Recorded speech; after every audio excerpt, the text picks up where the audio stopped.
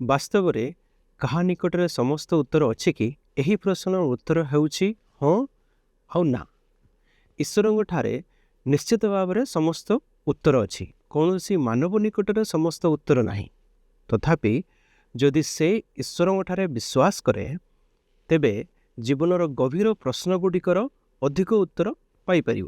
ଏହାର ଅର୍ଥ ସେ ପ୍ରଶ୍ନଗୁଡ଼ିକର ଅଧିକ ଉତ୍ତର ପାଇବ, ତାଙ୍କର ଅଧିକ ପ୍ରଶ୍ନର ଉତ୍ତର ସେ ପାଇବ। ଆମ ସମସ୍ତଙ୍କଠାରେ ଏପରି କିଛି ପ୍ରଶ୍ନ ଅଛି ଯାହାର ଉତ୍ତର ଖୋଜିବା କଷ୍ଟକର। କେତେକ କ୍ଷେତ୍ରରେ ଏହାର କାରଣ ହେଉଛି ଆମେ ଈଶ୍ୱରଙ୍କ ପରି ସମସ୍ତ ବିଷୟ ଦେଖିପାରୁନାହୁଁ। ଆମକୁ କେତେକ ପ୍ରଶ୍ନର ଉତ୍ତର ନ ପାଇ ଜୀବନ କାଟିବାକୁ ହେବ। କିନ୍ତୁ ଏହା ସମାଧାନହୀନ ନୁହେଁ, କାରଣ ଆମେ ତାଙ୍କୁ ଏକ ବ୍ୟକ୍ତିଗତ ଈଶ୍ୱର ଭାବରେ ସତର୍କତାର ସହିତ ଜାଣିଲେ ଆମେ ସେହି ପ୍ରଶ୍ନଗୁଡ଼ିକ ସହିତ ତାଙ୍କଠାରେ ଶାନ୍ତିରେ ବିଶ୍ରାମ କରିପାରିବା। ତଥାପି କେତେକ ଲୋକଙ୍କ ପାଇଁ ଏହି କଠିନ ପ୍ରଶ୍ନଗୁଡ଼ିକ ଫନ୍ଦ ହୋଇଥାଏ, ଯେଉଁଥିରୁ ସେମାନେ କଦାପି ମୁକ୍ତ ହୋଇପାରନ୍ତି ନାହିଁ। ସେମାନେ ସେହି ପ୍ରଶ୍ନଗୁଡ଼ିକରେ ଛନ୍ଦି ରହିଯାନ୍ତି। ଅନ୍ୟମାନେ ଏହି ପ୍ରଶ୍ନଗୁଡ଼ିକ ଯୋଗୁଁ ଉତ୍ତର ଖୋଜିଥାନ୍ତି, ଯାହା ସେମାନଙ୍କୁ ସତ୍ୟ ଉତ୍ତର ପାଇବାକୁ କଢ଼ାଇ ନେଇଥାଏ। ଯେଉଁ ଉତ୍ତର ଈଶ୍ୱରଙ୍କ ପବିତ୍ର ବାକ୍ୟ ଓ ତାଙ୍କ ସହିତ ଏକ ସମ୍ପର୍କ ସ୍ଥାପନ ଦ୍ୱାରା ମିଳିଥାଏ। ଏହି ପ୍ରଶ୍ନଗୁଡ଼ିକର ଉତ୍ତର ପାଇବା ପାଇଁ ଓ ସଠିକ୍ ଉତ୍ତର ପାଇବା ପାଇଁ ଆମକୁ ସଠିକ୍ ସ୍ରୋତକୁ ଯିବାକୁ ହେବ। ମୁଁ ଆଶ୍ଚର୍ଯ୍ୟ ନୁହେଁ ଯେ କେତେକ ଲୋକ ଏବେ ଯିଏ ପ୍ରଶ୍ନଗୁଡ଼ିକ ସହିତ ସଂଘର୍ଷ କରୁଛନ୍ତି ସନ୍ତୁଷ୍ଟକର ଉତ୍ତର ପାଇପାରୁନାହାନ୍ତି, କାରଣ ଆପଣ ସଠିକ୍ ସ୍ରୋତକୁ ନ ଗଲେ ଜୀବନର ପ୍ରଶ୍ନଗୁଡ଼ିକର ସନ୍ତୁଷ୍ଟକର ଉତ୍ତର ଖୋଜିବା ଅସମ୍ଭବ। ଆଉ ସଠିକ୍ ସ୍ରୋତ ହେଉଛି ବାଇବେଲ। ବିଶ୍ୱାସ ଭିନ୍ନତା ଆଣିଥାଏ, କିନ୍ତୁ ବିଶ୍ୱାସ ଠିକ୍ ବିଷୟରେ ଭିନ୍ନତା ଆଣିଥାଏ। ପ୍ରଶ୍ନଗୁଡ଼ିକର ଉତ୍ତର ବିଷୟରେ ଆଲୋଚନା କରିବା ପାଇଁ ମୁଁ ଆପଣଙ୍କୁ ଯୋହନ ତାର 1 ଅଧ୍ୟାୟ 19-28 ପଦକୁ ନେବାକୁ ଚାହୁଁଛି। 19 ଆପଣ କିଏ? ଏହା ଯୋହନଙ୍କୁ ପଚାରିବା ନିମନ୍ତେ ଯିହୁଦୀମାନେ ଯେତେବେଳେ ଜେରୁସାଲେମରୁ ଯାଜକ ଓ ଲେବୀୟମାନଙ୍କୁ ତାହାଙ୍କ ନିକଟକୁ ପଠାଇଲେ, ସେତେବେଳେ ସେ ଏହି ସାକ୍ଷ୍ୟ ଦେଲେ। ସେ ସ୍ୱୀକାର କଲେ, ଅସ୍ୱୀକାର କଲେ ନାହିଁ। ସେ ସ୍ୱୀକାର କଲେ ମୁଁ ଖ୍ରୀଷ୍ଟ ନୁହେଁ। ସେଥିରେ ସେମାନେ ତାହାଙ୍କୁ ପଚାରିଲେ, ତେବେ କ'ଣ ଆପଣ କ'ଣ ଏଲିୟ? ସେ କହିଲେ, ମୁଁ ନୁହେଁ। ଆପଣ କ'ଣ ସେହି ଭାବବାଦୀ? ସେ ଉତ୍ତର ଦେଲେ, ନା। ସେଥିରେ ସେମାନେ ତାହାଙ୍କୁ କହିଲେ, ଆମ୍ଭମାନଙ୍କୁ ପଠାଇଥିବା ଲୋକଙ୍କୁ ଯେପରି ଉତ୍ତର ଦେଇପାରୁ ସେଥିସକାଶେ ଆପଣ କିଏ? ଆପଣ ନିଜ ବିଷୟରେ କ'ଣ କହୁଛନ୍ତି? ସେ କହିଲେ, ଯେଶାୟା ଭାବବାଦୀ ଯେପରି କହିଥିଲେ, ମୁଁ ସେହି ପ୍ରକାର ପ୍ରାନ୍ତରରେ ଉଚ୍ଚ ଶବ୍ଦ କରୁଥିବା ଜଣଙ୍କର ସ୍ୱର, ପ୍ରଭୁଙ୍କ ପଥ ସଳଖ କର। ପୁଣି ଫାରୁସୀମାନଙ୍କ ମଧ୍ୟରୁ କେତେକ ଜଣ ପ୍ରେରିତ ହୋଇଥିଲେ। ସେମାନେ ତାଙ୍କୁ ପଚାରିଲେ, ଆପଣ ଯଦି ଖ୍ରୀଷ୍ଟ ବା ଏଲିୟ ବା ସେହି ଭାବବାଦୀ ନୁହନ୍ତି, ତାହେଲେ କାହିଁକି ବାପ୍ତିସ୍ମ ଦେଉଛନ୍ତି? ଯୋହନ ସେମାନଙ୍କୁ ଉତ୍ତର ଦେଲେ, ମୁଁ ଜଳରେ ବାପ୍ତିସ୍ମ ଦେଉଅଛି, ଯାହାକୁ ତୁମ୍ଭେମାନେ ଜାଣ ନାହିଁ। ସେ ତୁମ୍ଭମାନଙ୍କ ମଧ୍ୟରେ ବିଦ୍ୟମାନ। ସେ ମୋ ପରେ ଆସୁଅଛନ୍ତି, ତାହାଙ୍କୁ ପାଦୁକାର ବନ୍ଧନ ଫିଟାଇବାକୁ ମୁଁ ଯୋଗ୍ୟ ନୁହେଁ। ଜର୍ଦ୍ଦାନ ପରିପାରସ୍ଥ ଯେଉଁ ବେଥନିଆରେ ଯୋହନଙ୍କର ବାପ୍ତିସ୍ମ ଦେଉଥିଲେ, ସେହି ସ୍ଥାନରେ ଏହିସବୁ ଘଟିଲା। ଏଠାରେ ଉଲ୍ଲେଖ କରାଯାଇଥିବା କଥାବାର୍ତ୍ତାରେ ଆମେ ସମସ୍ତେ ସମ୍ମୁଖୀନ ହେଉଥିବା 2ଟି ସବୁଠାରୁ ମୌଳିକ ପ୍ରଶ୍ନର ଉତ୍ତର ପାଉଛୁ। ପ୍ରଥମ ପ୍ରଶ୍ନ, ପରିଚୟର ପ୍ରଶ୍ନ। ସେମାନେ ବାପ୍ତିଜକ ଯୋହନଙ୍କ ନିକଟକୁ ଆସି ପ୍ରଶ୍ନ କଲେ, ଆପଣ କିଏ ଅଟନ୍ତି?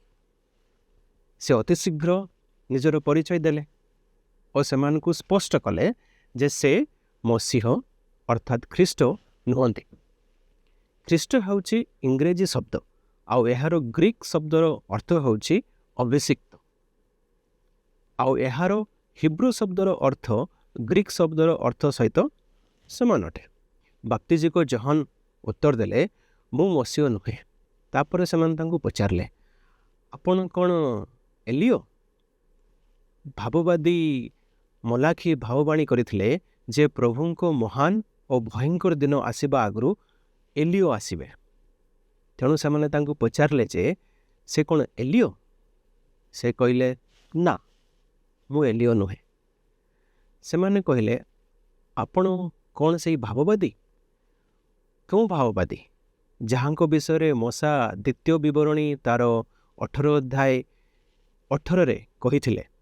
ମୋଶା କହିଥିଲେ ଯେ ପ୍ରଭୁ ସେମାନଙ୍କ ପାଇଁ ତାଙ୍କ ସଦୃଶ ଏକ ଭାବବାଦୀଙ୍କୁ ଉଠାଇବେ ଓ ସେମାନେ ସେହି ଭାବବାଦୀଙ୍କ କଥା ଶୁଣିବା ଉଚିତ। ତେଣୁ ସେମାନେ ପଚାରିଲେ ଆପଣ କ'ଣ ସେହି ଭାବବାଦୀ? ବାପ୍ତିଜକ ଜହନ ନିଜର ପରିଚୟ ଦେଇ କହିଲେ ନା, ମୁଁ ସେହି ଭାବବାଦୀ ନୁହେଁ। ତାପରେ ସେମାନେ ପଚାରିଲେ ତେବେ ଆପଣ କିଏ? ଆଉ ସେ ଯିଶାୟ ପୁସ୍ତକରୁ ଉଦ୍ଧୃତ କରି କହିଲେ ମୁଁ ହେଉଛି ପ୍ରାନ୍ତରରେ ଏହିପରି ଉଚ୍ଚ ଶବ୍ଦ କରୁଥିବା ଏକ ସ୍ୱର, ପ୍ରଭୁଙ୍କ ପଥ ସଳଖ କର। ଏହି କଥାବାର୍ତ୍ତାରୁ ଆମେ ସହଜରେ ଜାଣୁ ଯେ ବାପ୍ତିଜକ ଜହନଙ୍କର ଏକ ବିଶେଷ ସ୍ଥାନ ଥିଲା। ସେ ମସିହଙ୍କ ପାଇଁ ପଥ ପ୍ରସ୍ତୁତ କରିବାକୁ ଆସିଥିବା ସ୍ୱର ଥିଲେ। କିନ୍ତୁ ମୁଁ ଆପଣଙ୍କୁ ପଚାରିବା ପାଇଁ ଚାହୁଁଛି ଆପଣ କିଏ ଓ ଆପଣଙ୍କର ସ୍ଥାନ କ'ଣ ଅଟେ? ମୁଁ ନିଶ୍ଚିତ ଯେ ଆପଣଙ୍କର ଏକ ସ୍ଥାନ ଅଛି। ଆପଣ ତାହା ଖୋଜିଛନ୍ତି କି? ଆପଣ ଈଶ୍ୱର ଚାହୁଁଥିବା କାମ କରୁଛନ୍ତି କି?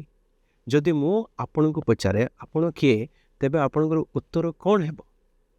ଜହନ ତାହାଙ୍କର ଉତ୍ତରରେ ସ୍ପଷ୍ଟ କରିଥିଲେ। ସେ କହିଥିଲେ ମୁଁ ହେଉଛି ପ୍ରାନ୍ତରର ଏହିପରି ଉଚ୍ଚ ଶବ୍ଦ କରୁଥିବା ଏକ ସ୍ୱର, ପ୍ରଭୁଙ୍କ ପଥ ସଳଖ କର।